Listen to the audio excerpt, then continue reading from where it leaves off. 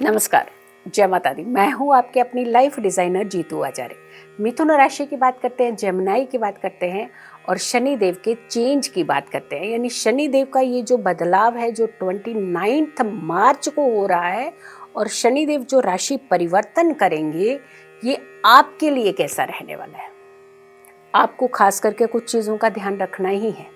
देखिए, जब जब बड़े ग्रह बदलते हैं तो हमें थोड़ा सा सतर्क हो जाना होता है, अटेंटिव हो जाना होता है।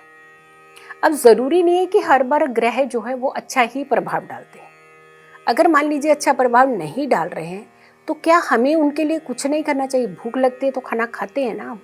तो सेम ऐसे ही होता है, जब कोई प्लेनेट नीच अवस्था में जाता है, वक्रीय अवस्था में जाता है या पाप कर्तरी यानी दोनों तरफ उसके कोई मैलेफिक प्लेनेट है यानी पापी ग्रह बैठ जाता है, तो ऐसे में वो प्लेनेट रेस्टलेस होता है। और उसका तरीका क्या है अब सही करने का? कुछ पूजा, कुछ विधि विधान, कुछ कर्म अच्छे करने चाहिए। अब जैसे शनि न्याय के देवता हैं, कर्म के देवता हैं, तो ये कर्म को इंडिकेट ज़्यादा करते हैं कि आपको कर्म ज़्यादा करने चाहिए। चलिए, मिथुन राशि अगर आपकी बनती है ज़ोडिएक के हिसाब से, आपकी चंद्र राशि मिथुन राशि है डेट ऑफ बर्थ के हिसाब से, तो आपको क्या क्या करना है। और अगर आपको एग्जैक्टली नहीं मालूम है आपकी नई राशि, तो आप अक्षर से अपनी राशि के बारे में जानिए। का अक्षर, की अक्षर, कु अक्षर, ये अक्षर जो हैं ये आपकी मिथुन राशि बनाते हैं। ड अक्षर, छ अक्षर, ये सारे जो हैं ये मिथुन राशि तो बनाते हैं, लेकिन तब आप नाम अक्षर को फॉलो करिए अगर आपको चंद्र राशि नहीं मालूम है। चंद्र राशि है तो आप चंद्र। कई बार क्या होता है कि हम लोग नाम अक्षर के भी कर लेते हैं उपाय, फिर हम दूसरी राशियों के भी उपाय कर लेते हैं।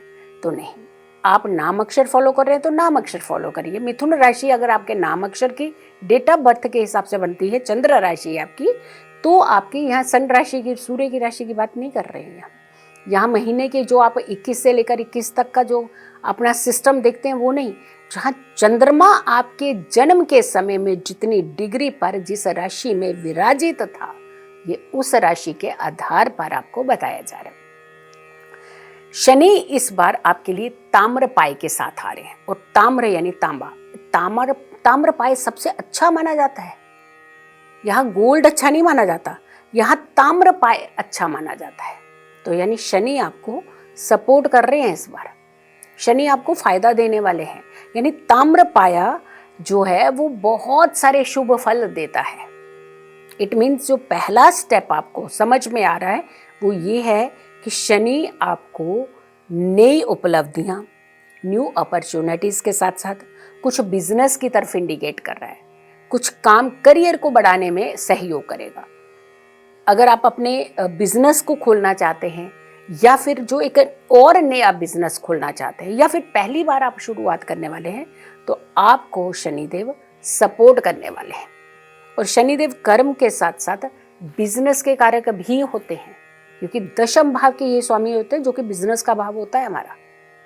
तो आपको ये सपोर्ट करते हुए नजर मार रहे हैं। शनि अष्टम और भाग्य यानी नवम, ये इसके स्वामी है आपके लिए, और आपकी राशि से दशम भाव में ये गोचर करेंगे। तो यहाँ पे देखिए 3 इंपॉर्टेंट भाव आ गए हैं। एक आ गया अष्टम, दूसरा आ गया नवम, और फिर दशम। नवम आपका भाग्य हो गया, दशम आपका काम यानी कर्म हो गया। तो कर्म भाव में शनि का बैठना अच्छा माना जाता है, यानी काम को आपके सपोर्ट करेगा ये। जैसे बहुत सारे लोगों को काम नहीं मिल पाता है, कई बार बहुत सारी दिक्कतें आती हैं, बार बार हर्डल्स फेस करने पड़ते हैं, तो ऐसे में अब आपको हर्डल्स नहीं फेस करने पड़ेंगे, अब आपको फ़ायदा मिल सकता है अगर हम दृष्टियों से चलते हैं। क्योंकि शनि की दृष्टि से बचिएगा, तभी कहते हैं ना शनि के सामने नहीं पड़ना चाहिए। शनि तो भस्म कर देते हैं और आपके जीवन के अंदर खलल पैदा कर देते हैं।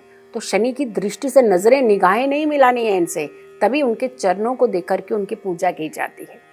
जब भी पूजा की जाती है उनके चरणों को देख करके की जाती है। कहते चरणों को देख करके पूजा करने से आपको पूर्ण फल देते हैं शनि, लेकिन दृष्टि मिलाने से आपके जीवन के अंदर उथल पुथल सी मचा देते हैं। द्वादश भाव चतुर्थ भाव और सप्तम भाव, 3 भावों को दृष्टि देंगे ये। 12th house, 4th house and 7th house.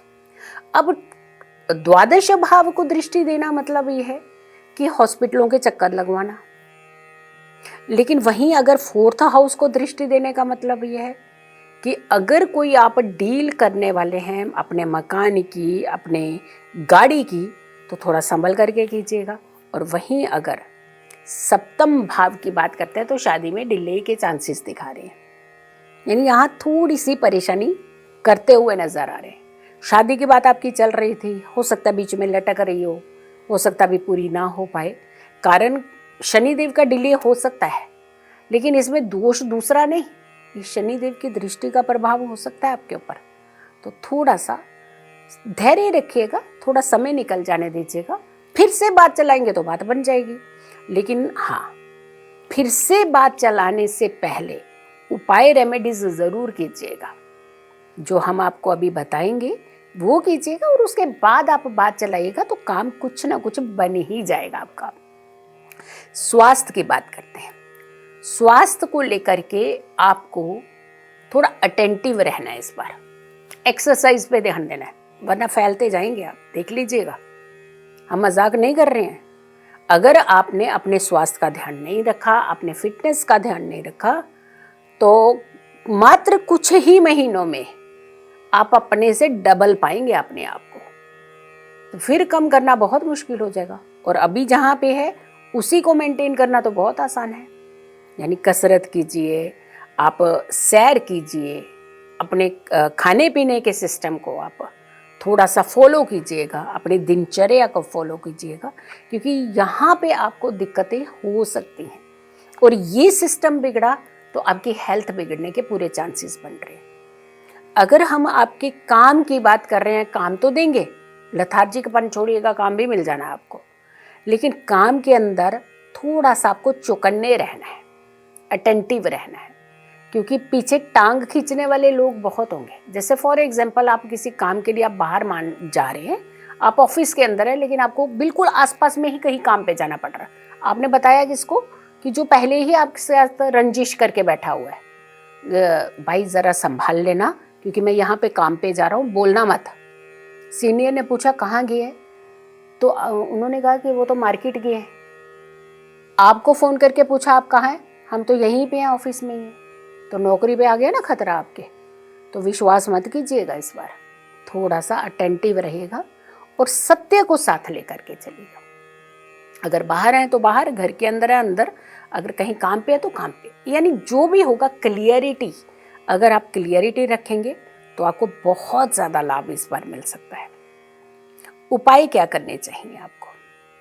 ज़रूरतमंद बुजुर्गों की सेवा करनी चाहिए, जो नीडी है ना व्यक्ति, जिन्हें वाकई ही आपके सहयोग की ज़रूरत है, उनको आप कुछ भी डोनेट करिएगा, जो भी आपका सामर्थ्य है, जितनी आपको लगता है कि आप कंफर्टेबली आप चीज़ों को दे सकते हैं, चाहे वो अन्न हो, धन हो, वस्त्र हो और फुटवेयर हो, चप्पल जूते, जो भी आप देना चाहते हैं उन्हें दे सकते हैं, बिस्तर दे सकते हैं आप, लेकिन इसमें तामसिक कुछ नहीं होना चाहिए, नॉन वेजिटेरियन नहीं होना चाहिए।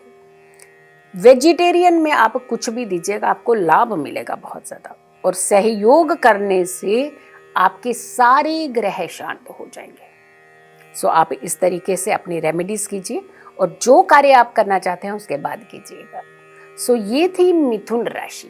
अब अगली राशि हमारी कर्क राशि होगी। सो कर्क राशि वालों के लिए शनि का कैसा प्रभाव रहेगा, शनि कौन सी चीज़ों को लेकर के आपको प्रोत्साहित करेंगे, कहाँ आपको रोकेंगे, सो अगली राशि का इंतज़ार करें। तब तक के लिए नमस्कार, जय माता दी।